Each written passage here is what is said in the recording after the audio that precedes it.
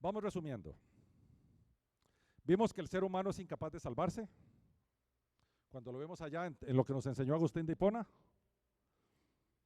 Vimos que Dios es soberano y vimos que el hombre tiene un libre albedrío cuyo concepto estamos todos equivocados, lo tenemos mal. Vimos que el hombre no busca a Dios y que la salvación descansa en Dios y no en el hombre. Y vimos que no todos los hombres son predestinados para salvación y que el Dios eterno elige desde la eternidad pasada. Y sabemos que la salvación es trinitaria. Por lo tanto,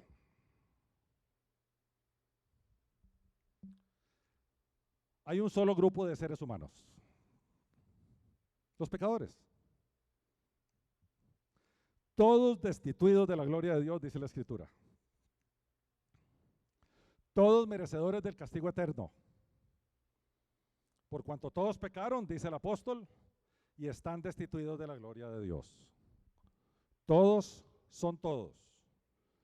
Mi mamá inocente, el cura del pueblo, de nuevo el Dalai Lama, de nuevo el Papa Francisco, de nuevo R.C. Sproul, el que habla de todas estas cosas, de nuevo todos. Cuando la Biblia dice todos es todos. Solo hay un ser que no peca, Cristo. Mientras estuvo vivo no pecó. Nadie más. El ser humano está muerto espiritualmente, por lo tanto, no elige, no busca, no decide. Dice la carta a los Efesios, Él os dio vida a vosotros cuando estaban muertos en vuestros delitos y pecados. No decidimos, estamos muertos, remuertos. Hay un subgrupo de ese grupo de arriba, indultado por gracia dada la soberanía divina. Dice Romanos, que a la gente no le gusta leer y se lo pasa muy rápido. Así que no depende del que quiere ni del que corre, sino de Dios que tiene misericordia. Si de nosotros dependiera, nos perdemos. No depende del que quiere ni del que corre. Depende de Dios. Dios desde su soberanía hace al indultado nacer de nuevo y le cambia su disposición hacia Él. El famoso texto de Jesús con Nicodemo, de cierto te digo que el que no nace de agua y del Espíritu no puede entrar en el reino de Dios. La analogía que el Señor usa aquí es muy sencilla. ¿Qué hicimos nosotros en nuestro primer nacimiento? Nosotros decidimos nacer. Entonces llama la atención que Jesús use la misma analogía para el segundo nacimiento. En el nacer de nuevo nosotros tampoco hacemos nada. Depende de ese espíritu. Dios convence de pecado a través del Espíritu Santo a la persona elegida y le hace entender de su necesidad de un Salvador. Eso explicó Jesús en la última cena. Y cuando Él venga hablando del Espíritu, convencerá al mundo de pecado. Porque cuando nosotros creemos que somos buenos, no lo somos. Y hasta tanto no reconozcamos nuestra posición de pecadores seriales, no vamos a entender que necesitamos un Salvador. Por lo tanto, necesitamos una convicción externa, el Espíritu Santo, que nos haga comprender que nuestro destino es la condenación, a menos que alguien externo a nosotros intervenga. Por eso el Espíritu Santo nos convence de pecado. Y en ese momento, la persona decide cambiar de vida. ¡Qué torta! Yo pecador. Ahora quiero vivir como Dios diga, como Dios quiera. A eso la Biblia le llama arrepentimiento. La palabra arrepentimiento es cambio de rumbo, cambio de mente. Metanoia es la palabra en griego que se usa en el Nuevo Testamento. Metanoia, cambio de rumbo. Lo curioso es que esa decisión tampoco es nuestra. Vea lo que dice la Escritura. La tristeza que según Dios produce arrepentimiento para salvación, de lo cual no hay que arrepentirse, pero la tristeza del mundo produce muerte. La tristeza que es según Dios produce arrepentimiento para salvación. Ese arrepentimiento proviene de una tristeza interna nuestra, de que mi vida es una desgracia, he vivido la vida como yo he querido y no ha servido, hasta aquí he llegado y no he llegado a buen destino. Y si sigo así, mi destino final va a ser terrible. Pero esa tristeza es provocada por el Espíritu Santo. Y ahora sí estoy listo. La iglesia del Señor es el medio a través del cual se presentan las buenas noticias de salvación a la persona arrepentida. Y el Señor mandó a su iglesia a ser testigo, a hacer eso. Previo a ascender a los cielos, el Señor dijo: y me seréis testigos en Jerusalén, en toda Judea, en Samaria y hasta lo último de la tierra. Una de las misiones importantes de la iglesia es ser testigo, proclamar quién es Cristo y qué hizo Cristo. A eso se le llama el Evangelio. Ahora, hasta ahí llegamos, pero nuestra fe no alcanza. Dios nos tiene que dar una fe salvífica. Dice Efesios 2:8, porque por gracia, ¿se acuerda que gracia era un don inmerecido? ¿Sois salvos por medio de qué? De la fe.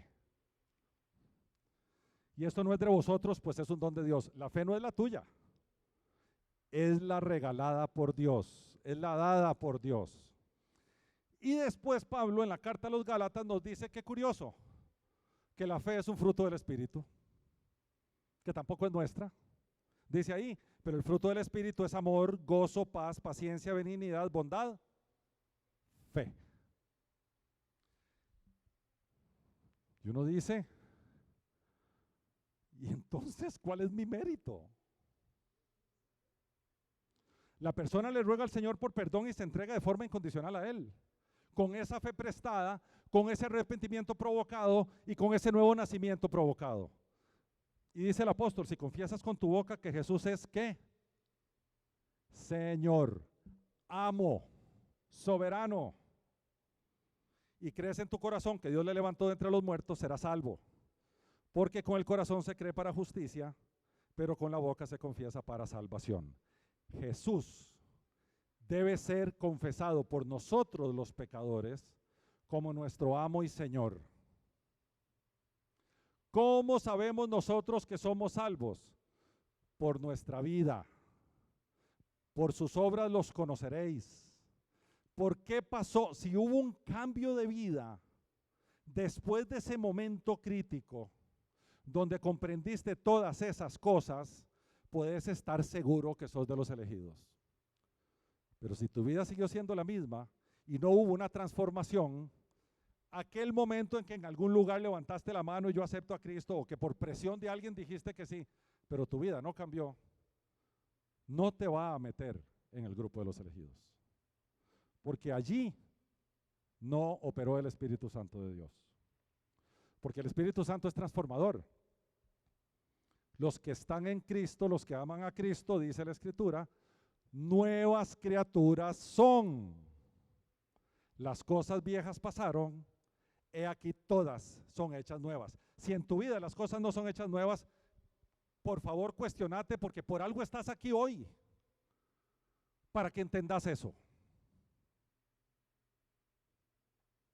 El nuevo creyente, ahora, como resultado de esa entrega, hospeda al Espíritu Santo en él e inicia una vida de obediencia y servicio. Es discipulado en la iglesia y es bautizado en la iglesia. Bautizado. Sí, veamos lo que dice Jesús. Por tanto, id y haced ¿qué? Discípulos. Discípulo es el que aprende, el que sigue a todas las naciones, bautizándolos en el nombre del Padre, del Hijo y del Espíritu Santo, y enseñándoles que guarden todas las cosas que os he mandado.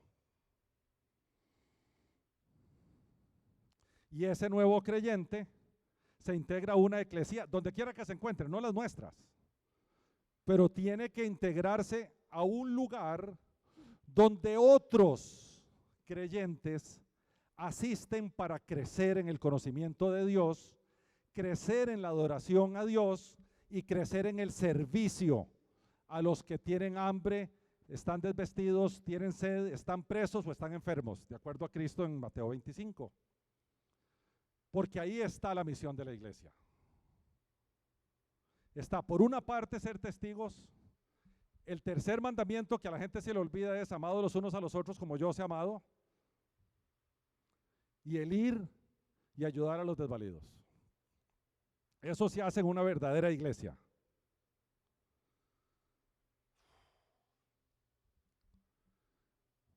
¿Qué aporté yo para mi salvación?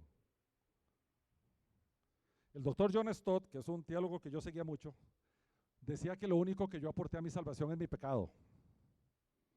Todo lo demás lo hizo Dios.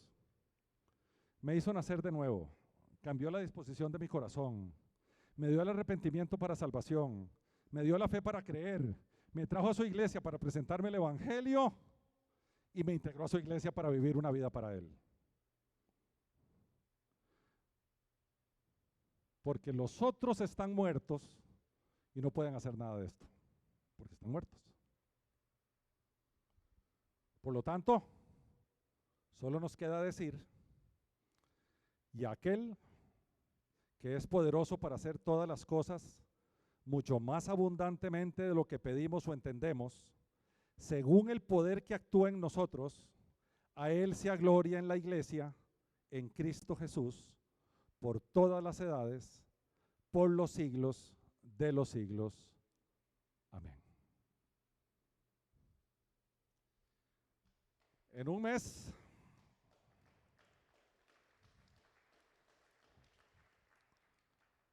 mes vamos a ver por qué Dios hizo todo esto. El tema de la gloria de Dios. Dentro de un mes.